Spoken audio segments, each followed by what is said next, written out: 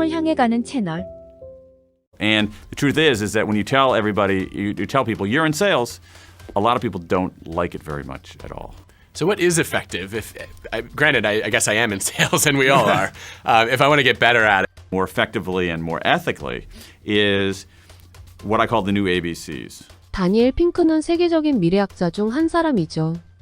그는 성공하기 위해서는 자신을 영업해야 한다 합니다. 자신을 효율적으로 판매하여 자신에게 득이 되는 방향을 도출하는 것이죠. 그렇다면 자신을 영업하는 방법은 무엇이 있을까요? 지금부터 영상으로 알아보도록 하겠습니다.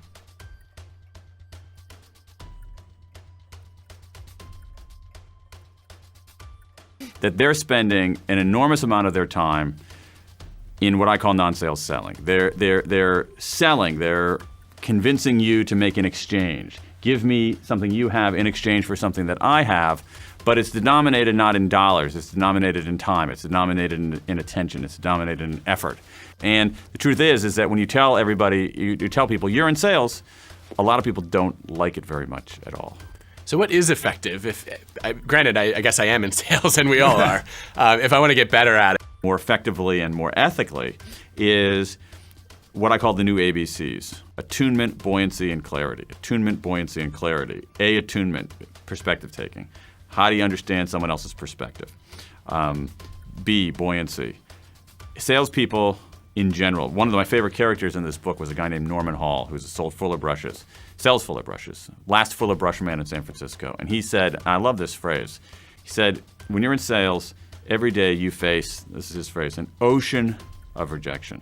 So buoyancy is how do you remain buoyant on an ocean of rejection? What do you do before? What do you do during? What do you do after? And then clarity is, I think this is really important for leaders and even business school students. First of all, we got a lot of information, so accessing information doesn't give you much of an advantage. What matters more is being able to curate the information, filter the information, make sense of it, detect patterns in the information. The second thing, and not only through data analytics and things like that, but just being able to sort of synthesize the information on your own. So these are the new ABCs, and there's some really interesting ways that I think managers, leaders, and organizations can get a lot better at them.